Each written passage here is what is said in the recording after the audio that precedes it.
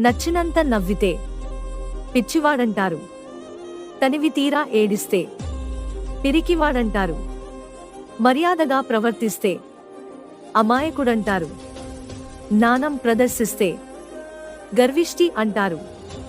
తెలిసి తెలియనట్లుంటే తెలివి లేదంటారు. కలుగోలుగా మాట్లాడితే వగరుబోతని అంటారు. ఒంటరిగా ఉంటే ఏకాకి అంటారు. నలుగురిలో ఉంటే తిరుగుబోతని అంటారు. మౌనం వహిస్తే చేతగానివాడు అంటారు. కాదని వాదిస్తే అతివాది అంటారు. ఏదేమైతే నాకేంటిలే అని ఊరుకుంటే స్వార్థపరుడంటారు.